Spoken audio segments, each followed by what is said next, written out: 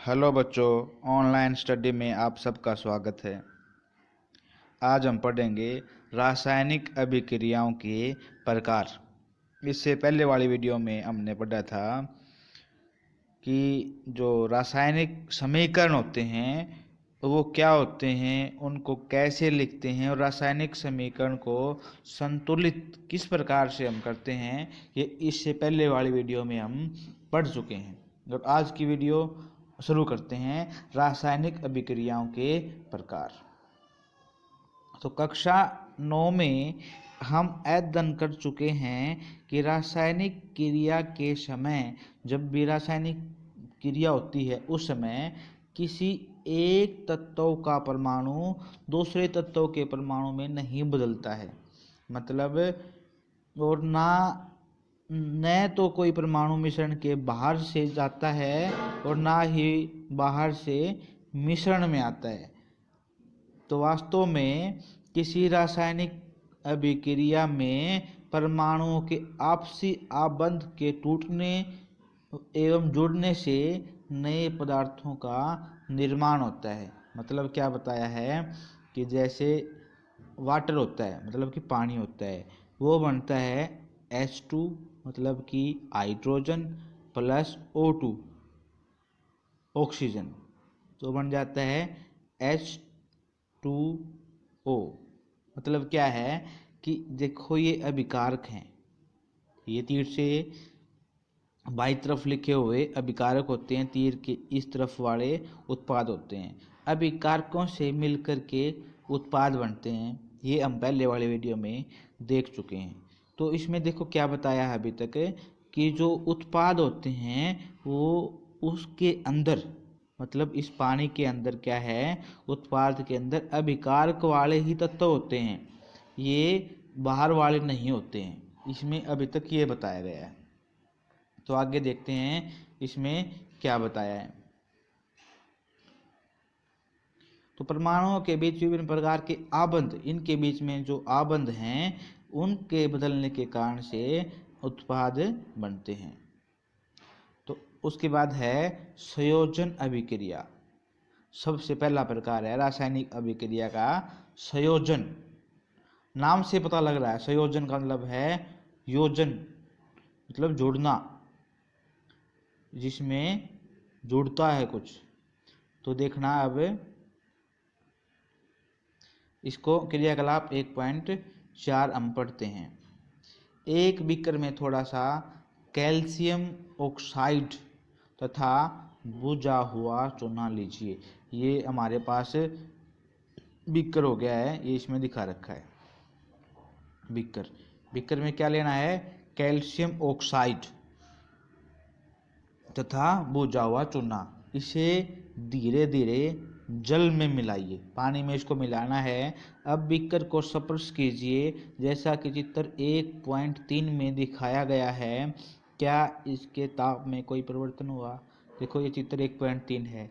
जल के साथ कैल्शियम ऑक्साइड की अभिक्रिया से बुझे हुए चूने का निर्माण। मतलब क्या हुआ, हमने कैल्शियम ऑक्साइड ले लिया इस बीकर के अंदर, उसमें हमने पानी डाल दिया, फिर हमने क्या किया, बीकर को बाहर से हाथ लगा के देखा है कि क्या इसका तापमान में कुछ अंतर आया है, क्या ये गर्म हुआ है या ये ठंडा हुआ है। तो देखते हैं आगे क्या बताया है। कैल्शियम ऑक्साइड जल के साथ तीव्रता से अभिक्रिया करके बुझे हुए चूने, जिसका रासायनिक फार्मूला है कैल्शियम हाइड्रोक्साइड का निर्माण करके अधिक मात्रा में ऊष्मा उत्पन्न करता है।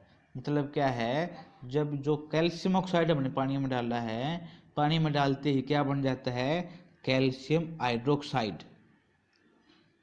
और कैल्शियम हाइड्रोक्साइड बन गया है और साथ में ऊष्मा उत्पन्न होती है। अगर कहीं भी ऊष्मा उत्पन्न होती है तो फिर क्या होता है, वो चीज़ गर्म हो जाती है।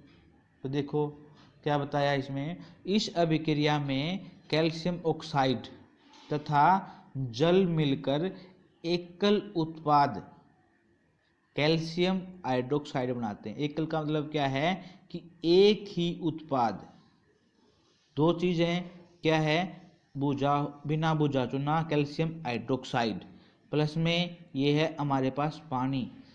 तो दोनों दो चीज़ थी, दो अलग अलग पानी और बुझा हुआ चूना, बिना बुझा चूना, ये मिलके क्या बना दिया इन्होंने, बुझा हुआ चूना, कैल्शियम हाइड्रोक्साइड।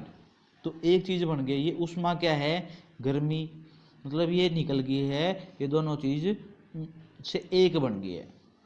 तो ऐसी अभिक्रिया जिसमें दो या दो से अधिक अभिकारक, ये तीर के इस तरफ वाले जो बाईं तरफ होते हैं अभिकारक, मिलकर एकल उत्पाद का निर्माण करते हैं, तो इसे संयोजन अभिक्रिया कहते हैं। तो क्या समझे हम, संयोजन अभिक्रिया क्या होती है, जब कोई दो अभिकारक मिलकर के किसी एक उत्पाद का निर्माण करते हैं, तो ऐसी अभिक्रिया को हम संयोजन अभिक्रिया कहते हैं। आगे देखो, आगे पढ़ते हैं हम।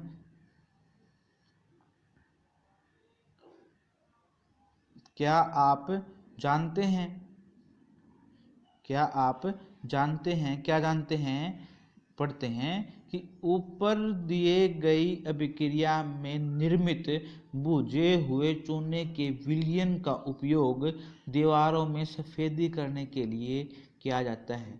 आपने ध्यान दिया हो, जब सफ़ेदी करते हैं तो सफ़ेदी को जो पानी में डालते हैं तो वो पानी उबलने लग जाता है, तो वो पानी उबलने लग जाता है, तो सफ़ेदी में क्या होता है, कैल्शियम ऑक्साइड, क्या होता है, कैल्शियम ऑक्साइड, और कैल्शियम ऑक्साइड पानी में मिलने के बाद कैल्शियम हाइड्रोक्साइड बना देता है।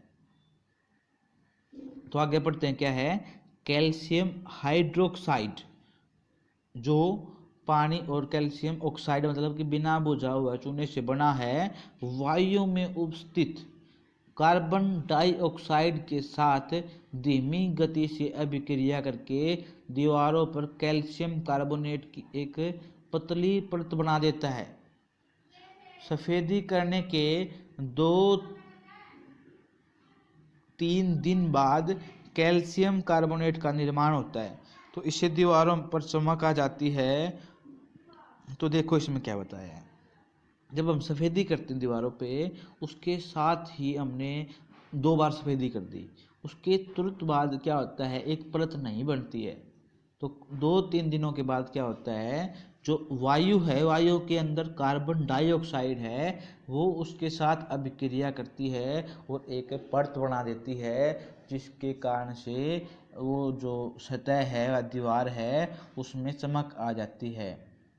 तो रोचक बात यह है कि संगमरमर का रासायनिक सूत्र, संगमरमर जो पत्थर होता है उसका रासायनिक सूत्र क्या है, CaCO3 ही है, ये कैल्शियम कार्बोनेट बोलते हैं इसको।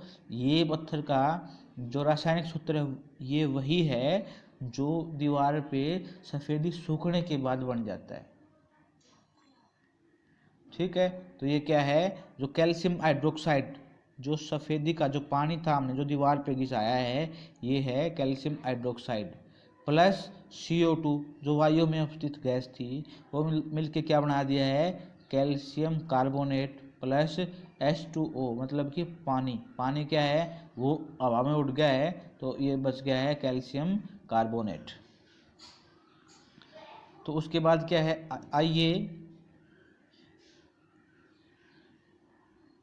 आइए संयोजन अभिक्रिया के कुछ और उदाहरणों पर चर्चा करते हैं। अभी तक एक उदाहरण हमने पढ़ा था संयोजन अभिक्रिया का, अब हम और दूसरे उदाहरणों पर चर्चा करते हैं। तो क्या है, कोयले का दहन, कोयला होता है उसको जलाते हैं, कार्बन, कार्बन मतलब कि ये कोयला है, O2 ऑक्सीजन गैस है, जब इसको जलाते हैं तो क्या होता है, CO2, एक चीज़ बन गई है, दो अभिकारक दो हैं, दोनों को मिलके एक उत्पाद बन गया है, तो इसको क्या बोलते हैं, संयोजन, संयोजन अभिक्रिया इसको बोलते हैं। तो उसके बाद क्या है कि जो ये H2 तथा O2 G से जल का निर्माण, मतलब क्या है, H2G का मतलब है गैस, ये जी लिखा है ना, इसका मतलब है गैस, हाइड्रोजन गैस तथा ऑक्सीजन गैस से जल का निर्माण। तो क्या होता है कि जो H2 प्लस O2 दोनों गैस मिलके क्या बनाती हैं, H2O, क्या बनाती हैं, H2O। सरल शब्दों में हम कह सकते हैं कि जब दो या दो से अधिक पदार्थ जब दो या दो से अधिक पदार्थ या तत्व या यौगिक सहयोग करके एकल उत्पाद का निर्माण करते हैं तो ऐसी अभिक्रियाओं को हम क्या बोलते हैं, संयोजन अभिक्रिया कहते हैं। ठीक है, तो उसके बाद क्रियाकलाप 1.4 में हमने क्या देखा, यह भी देखा कि अधिक मात्रा में उष्मा उत्पन्न हुई थी। कब हुई थी, जब कैल्शियम ऑक्साइड मतलब कि सफ़ेदी को हमने पानी में डाला था तब।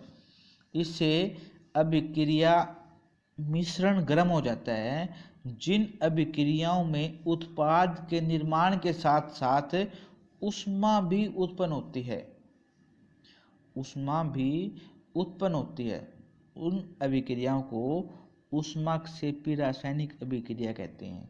मतलब समझो क्या है, हमने क्या किया था, सफ़ेदी को, मतलब सफ़ेदी का फार्मूला क्या था, कैल्शियम ऑक्साइड, बिना बुझे चूने को, कैल्शियम ऑक्साइड को हमने एक बीकर में लिया था और बीकर में हमने डाला था क्रियाकलाप 1.4 में ये डाल दिया था पानी के अंदर। तो फिर क्या हुआ था, हमने टच करके देखा था, वो गर्म हो गया था।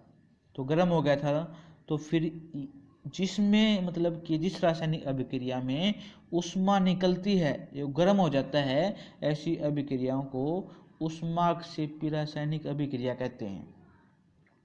तो इसके कुछ दूसरे उदाहरण भी हैं, वो हम देखते हैं। तो क्या उदाहरण बताया पहले, प्राकृतिक गैस का दहन, मतलब क्या है, जो गैस होती है उसको हम जलाते हैं, CH4, ये है नेचुरल गैस या प्राकृतिक गैस का रासायनिक सूत्र। जब हम इसको जलाते हैं प्लस ऑक्सीजन O2, मतलब कोई भी चीज़ चलती है तो उसके प्लस में ऑक्सीजन होगा, तो क्या बनता है, CO2 प्लस 2H2O प्लस ऊर्जा।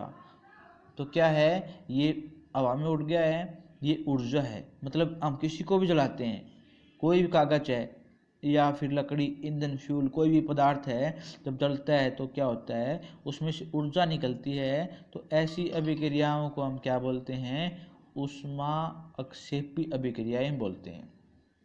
उसके बाद दूसरा उदाहरण देखिए क्या है कि क्या आप जानते हैं कि श्वसन एक ऊष्माक्षेपी अभिक्रिया है। जब हम सांस लेते हैं, ये जो सांस लेने वाली प्रोसेस होती है श्वसन, उसमें एक ऊष्माक्षेपी अभिक्रिया है। हम सभी जानते हैं कि जीवित रहने के लिए हमें ऊर्जा की आवश्यकता होती है। यह ऊर्जा हमें भोजन से प्राप्त होती है। पाचन क्रिया के समय खाद्य पदार्थ छोटे छोटे टुकड़ों में टूट जाते हैं। मतलब क्या है, जब कुछ भी हमने खाया है, खाद्य पदार्थ मतलब है जो खाया है, वो पाचन क्रिया के टाइम पे छोटे टुकड़ों में टूट जाता है। जैसे चावल हैं, आलू, ब्रेड में कार्बोहाइड्रेट होता है। ये जो चावल, आलू, ब्रेड हमने खाए हैं, ये कार्बोहाइड्रेट में टूट जाते हैं। इन कार्बोहाइड्रेट के टूटने से ग्लूकोज प्राप्त होता है। यह ग्लूकोज हमारे शरीर की कोशिकाओं में उपस्थित ऑक्सीजन से मिलकर हमें ऊर्जा प्रदान करता है। तो कार्बोहाइड्रेट से क्या बन गया, ग्लूकोज, और ग्लूकोज क्या करता है, ऑक्सीजन जो हमने सांस में ली है उसके साथ मिलकर, ग्लूकोज जो ऑक्सीजन हमने ली है उसके साथ मिल जाता है तो हमें ऊर्जा मिलती है। मतलब इस अभिक्रिया का विशेष नाम श्वसन है, जिसका अध्ययन आप अध्याय 6 में करेंगे। छठे पाठ में हम इसको पढ़ेंगे। तो मतलब क्या है, जब ग्लूकोज को ऑक्सीजन मिल जाती है तो ऊर्जा मिलती है। तो जिस भी अभिक्रिया में ऊर्जा निकलती है उसे क्या बोलते हैं, ऊष्मा अक्षेपी अभिक्रिया। क्या बोलते हैं, ऊष्मा अक्षेपी अभिक्रिया। उसके बाद इसमें थर्ड एग्जाम्पल देखिए, साग सब्जियां। मतलब कि वनस्पति द्रव्य जो पौधों से मिलता है का विघटित होकर कंपोस्ट बनना। पौधा का जो पार्ट है वो गल के कंपोस्ट बनता है भी ऊष्माक्षेपी अभिक्रिया का उदाहरण है। उसमें भी ऊष्मा निकलती है। क्रियाकलाप 1.1 में अभिक्रिया के प्रकार को पहचानिए जिसमें एकल उत्पाद के निर्माण के साथ ऊष्मा उत्पन्न होती है। तो आपको याद होगा कि हमने क्या पढ़ा था कि जो क्रियाकलाप 1.1 था, क्रियाकलाप 1.1 था, हमने क्या किया था, उसमें हमने मैग्नीशियम के रिबन को लिया था, टुकड़ी को लिया था, उसको चिमटे में पकड़ के गैस पे जलाया था बर्नर पे। तो उससे जलाने के बाद मैग्नीशियम की अभिक्रिया किसके साथ हुई, ऑक्सीजन के साथ, और क्या बन गया था